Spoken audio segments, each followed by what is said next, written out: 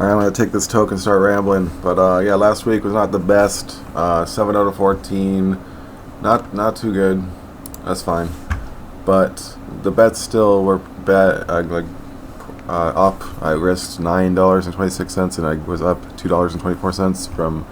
Because even though I picked Conor McGregor, most of the best predictors were on max. So if I'm disagreeing with the best predictors, I put 10% confidence. So it was only, so profit was 12 cents, but I still didn't lose from my pick of Connor. Anyway, yeah, and then, so my picks, and I used the best predictors, Bet Sam is the best, and my picks, and all the picks are converted into the second sheet. Oh, did it show correct? Yeah. And all the odds are used, so there's these crazy formulas that ChatGPT made or whatever, and then this takes index and uses if the name matches, then so the picks get taken from sheet 1. ChatGPT made all this, so, and it works. So yeah, I track people, and then so what? So I'm the only guy in my personal group. These are a group of friends on Tapology. I'm the only guy that lost last week. I'm also the only guy that picked McGregor, but so I put that into my little sheet. It's been 88 events since Prediction Tracker started tracking, and so I got my group in the blue, and then all the YouTubers, the best YouTubers, in red. So just go back. This is when I started tracking my group, and Prediction Tracker had already been doing it, so I just went back into his videos, and the dots are just because I have to make the total picks match up for Bet Sam was up 19 units for the first 6 months of 2024. So Bet Sam is the best predictor on YouTube. But yeah, so I do this tracking stuff too. If you pick 1 unit on all favorites, you'd be down 2.3 units, so it's practically break even. So I think that the bookies make all their money on underdogs, so I'm kind of trying to just avoid betting on underdogs basically and use the best predictors.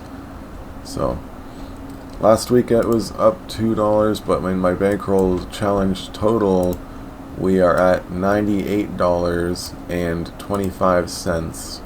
So I can't remember how many weeks we're at. We're at 6 weeks or something. We're pretty much break even. But it's all fun, and yeah, it's not about making money. It's hopefully about bleeding the bookies slowly. But one of my picks, I'm picking pretty much all underdogs, which is pretty much why I lost last week, is because I'm just picking so many underdogs. Because I have been doing pretty well lately. I was grand champion. I'm I had a pretty bad week last week, so I dropped a bunch. I was ranked 20 last week, and ranked 12, 12 best in the world in Tapology a month ago or something. This was at 66.7, so I guess picking a bunch of underdogs definitely does not help this stuff. But, well, I was picking underdogs correctly, so kind of getting overly confident maybe, but anyways, I'm picking a ton of underdogs, including Anna Melizno, and I got some tape study for her. So I'm going to loop this while I take this toke. That's very loud and annoying. Alright, I'm just going to loop this while I take this toke. 1 sec.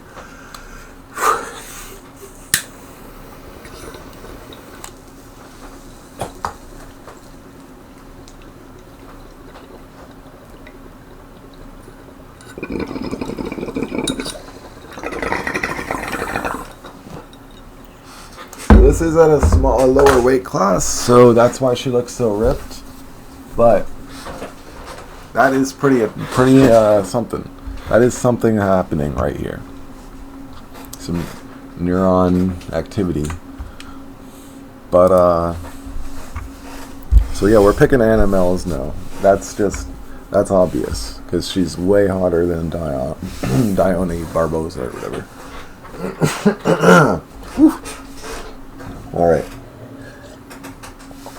Now, the best predictors.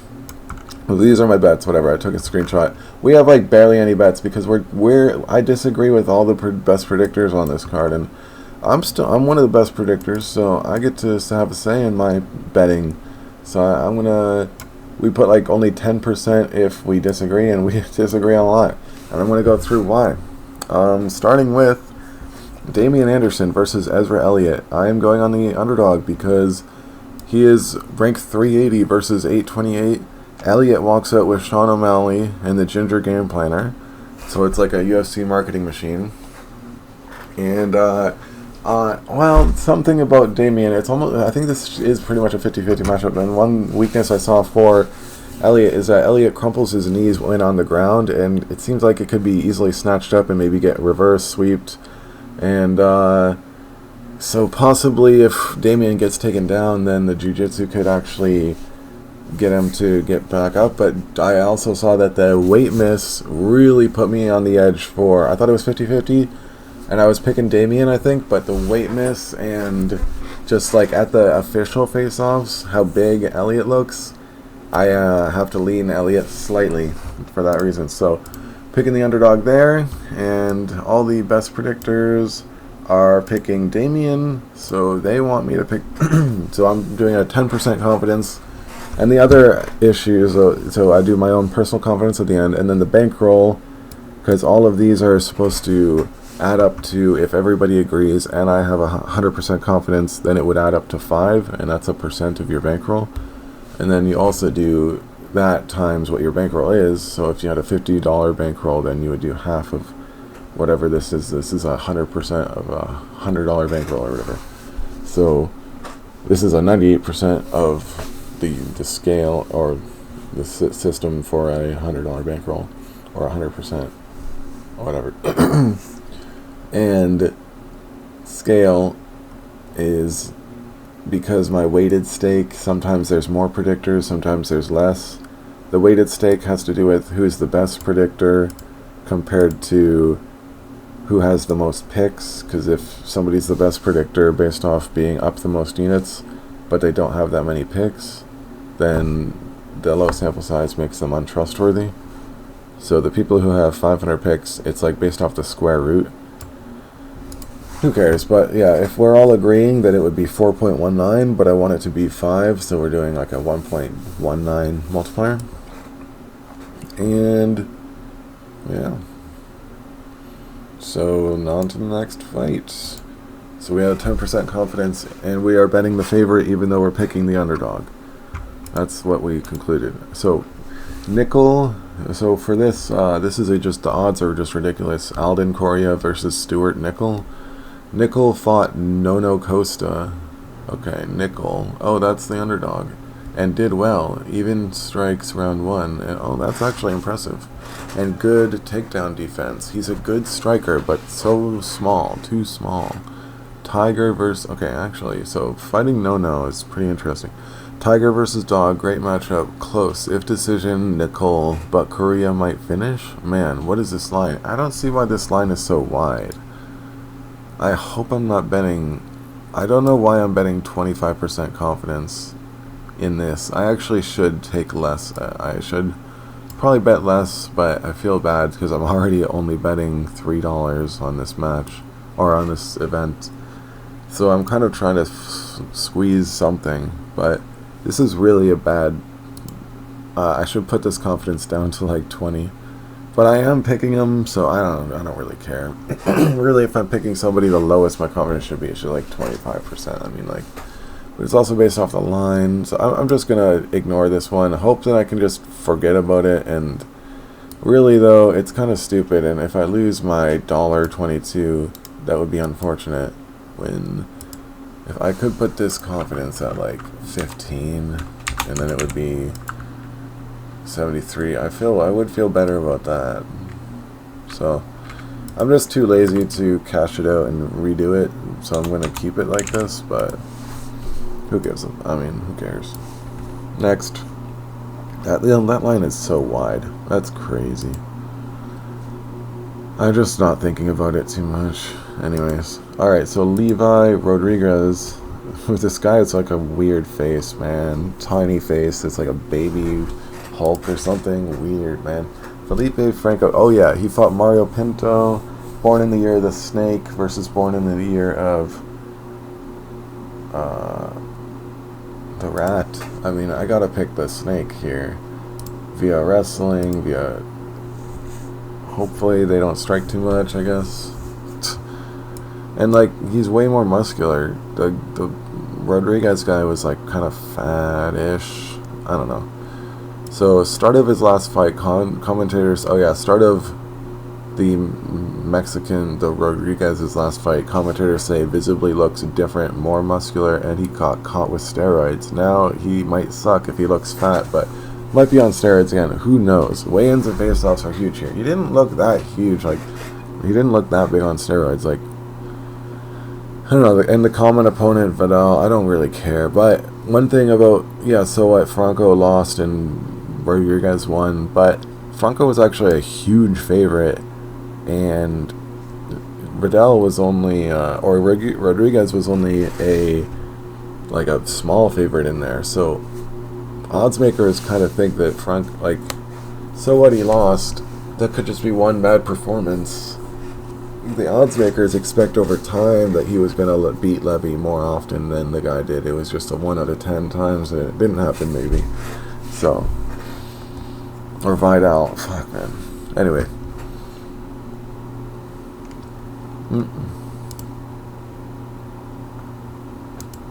Where are we?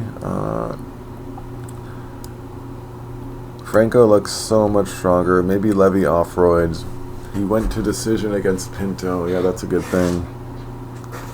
It might feel like a Hail Mary pick. I don't feel confident anyways. Oh, Diary of the Pro Gambler may be confident because he says bet straight underdog because he should be the favorite because of the Pinto fight.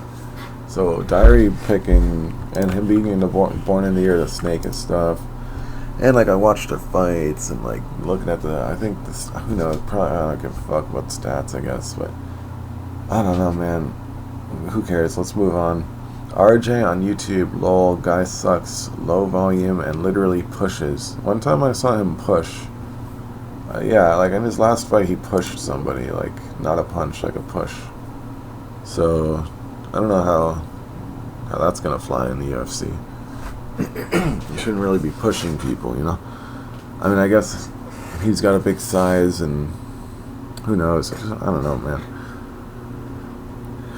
Pushing. I mean, yeah, pushing is fine. Like, if they're off balance, and then you can get on top of them, and MVP pushes off once he's off balance. If you're off balance, if they're off balance, you should just push and punch them. But if you're off balance, maybe... I don't know, man. May go decision. Guy is tough. Bad defense. Both are tough. Favorite won't get finished. That's for... Yeah, because he's like a motivational speaker. So, RJ's a fat slob in weigh-ins. I don't know. I watched him again. The ceremonials, he didn't look that fat slob. At the official weigh-ins, he did look like a slob, though. Diary has good points about bad cardio, but actually no, because Diary said that he was going to have bad cardio because he's short notice, but he was actually preparing for a fight, like, next week or something. And Hines is an engineer. That's huge. So this is pretty much a 50-50. It's lined that way pretty much. I'm going slight Alvin Hines based off the engineering stuff. Who knows? Who knows? So, Mufasa only got a split against Rowe. That's actually rough. Who's Mufasa? Is that the John Paul guy? Shit. One sec. Yeah, it is. So, it's gonna be bad. It's gonna be bad for Xiaokon Ko. Even though he only got a split against Rowe and Ko got like... Ko just didn't use much effort because Rowe just did not get up when Ko got a takedown. And Rowe got up a bunch of times against John Paul's takedowns. But if it's about like grit and energy in the third round, the Asian might get knocked out. So I always fade Asians, so I just fade Asians. Like I picked Royval against Lorna Kavanagh last week. Like it's like the Asian fade is for real. It's just always gonna be for real. So I can adapt, but until it proves me wrong, I'm gonna keep fading Asians, I guess. And this Asian keeps his chin up. We didn't really get to see much out of that Phil Rowe domination because he just held him down, and Lebosny or whatever, he doesn't have that dominant on top wrestling, but he can scrap. So yeah, we're gonna go for that. Let's go for that. Now Austin Bashi versus Bashi is the favorite now. I thought he was the underdog. Like the whole time, my whole life. So, whatever. Anyway, Delgado could have lost against Philly last time. Philly got many takedowns and landed good ground shots. Wow. I mean, Philly is small, but he's got good technique. But Bashi is a beast, and he thanks Jesus. So, pretty easy for Bashi, I guess. Bigger and stronger, but not really because he's actually shorter. And it's not easy, and he was the underdog. I expected to be picking an underdog here, but whatever. Oh man, and yeah, you saw the tape. We all watched the tape on Anna Melisno, so I don't really need to get into the analysis, but Diane is unimpressive. Last match she did a legal strike into losing a round. It could have been a draw. And I've just watched other Downey performances. The judges don't like her. One time she actually won a fight, her second last, like a match before last match, and she actually probably won that match. The judges just don't like her or something, and I don't know, it's like she doesn't go for takedowns often enough. She strikes too long. To the first 3 minutes of every fight, like her UFC stats say 2.2 strikes per, or like takedowns per minute. Is that attempts, or are those landed? Because she only gets like one per fight in the stats. Also, I don't even understand like. And she goes for not real wrestling. It's like body lock, judo throw stuff that maybe Melisno is okay against, hopefully. Who knows, but Melisno's smaller. I don't know, dude. I'm just hoping. Melisno because she's hot. And she's born in the year of the ox. So, I mean, born in the year of the monkey's good too. It's like winner versus winner. But, yeah, I guess I'm going Melisno. And I got some pretty good confidence from MMA Addict. He has her at 61% confidence, and he's one of the best. So, but apparently his models have a bias towards like debuting fighters. Who knows? And then Tommy McMillan. Tommy's big chin could be easy to get the arm under for the Darce / Anaconda.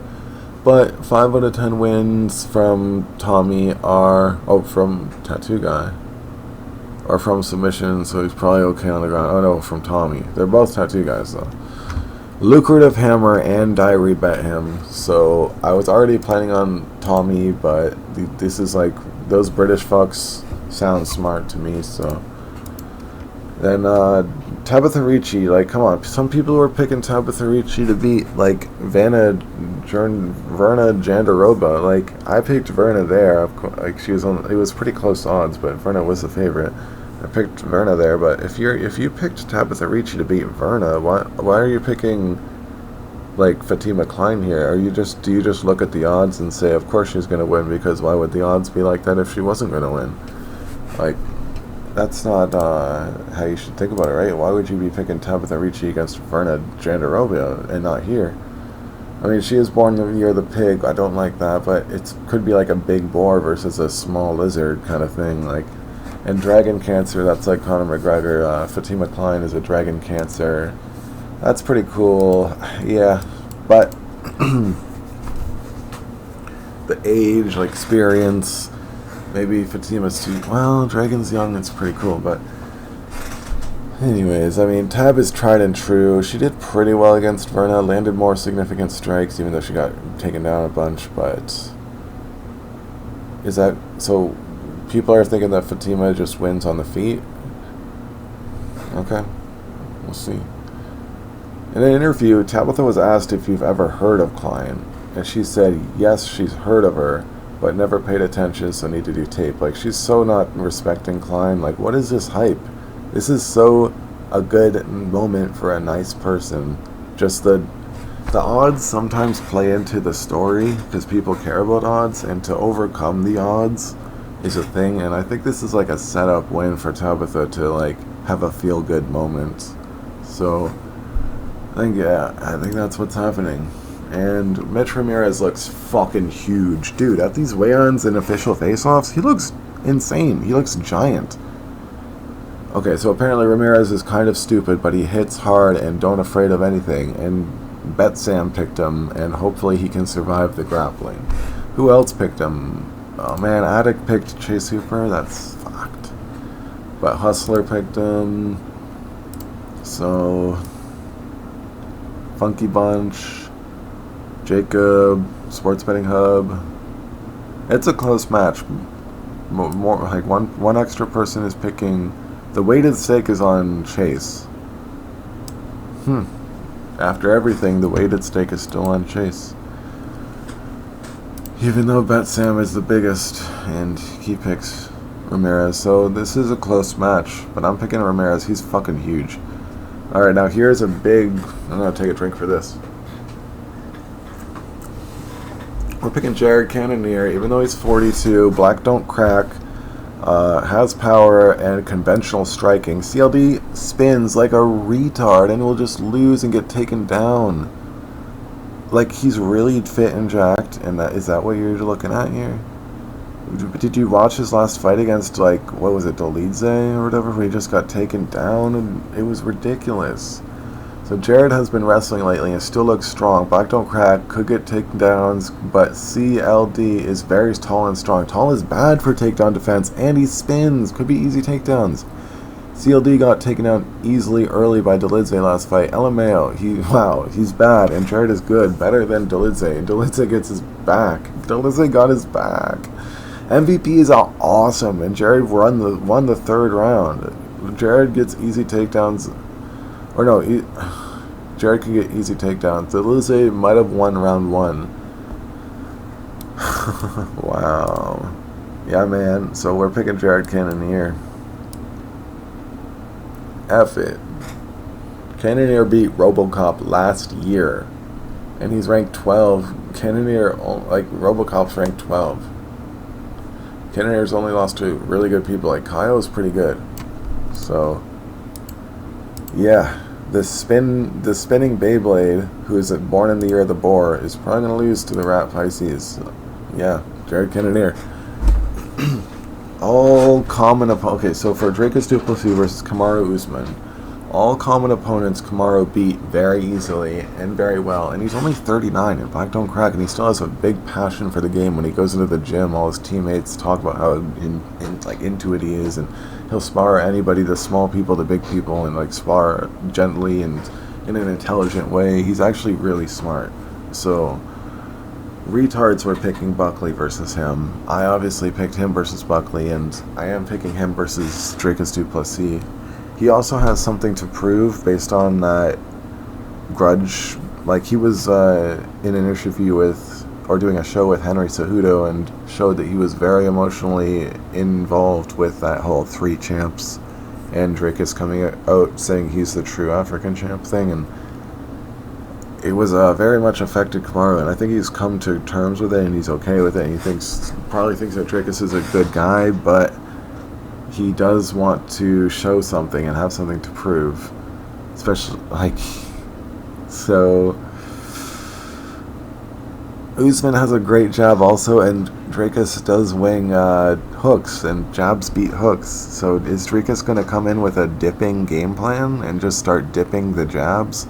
I don't think so. I think he's just going to keep coming in with his wild hooks, and Usman's going to be calculated, calm with the jab and the takedowns. And if he gets taken down, probably will get back up and drain the energy, and like, well, actually Kamaru, well, Dricus has pretty big energy, but Kamaru's never had bad energy either. He's actually had great energy, been accused of using EPO or some crap. So yeah, this is another underdog that I'm picking. I'm picking a lot of underdogs. So there's 12 fights. 1, 2, 3, 4, 5, 6, 7, 8. I'm picking 8 underdogs. 8 out of 12. That's actually insane. More than 6. Maybe I should calm down. I don't understand this card. Well, fuck it. Anyways, good luck. Oh, well, I'm going to go through my bets again, I guess. So, the weighted stake. Everybody is picking all the favorites. I mean, the weighted stake has Felipe Franco versus Rodriguez. So, the underdog there, Franco. And RJ Harris to beat Alvin Hines. But otherwise, everybody's picking all favorites.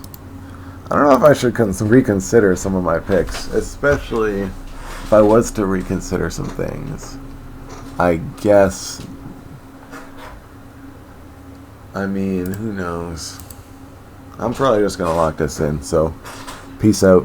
Good luck with your bets. Bye. So I actually did cash out the old bet for A Korea. I made it smaller, like 50 cents smaller.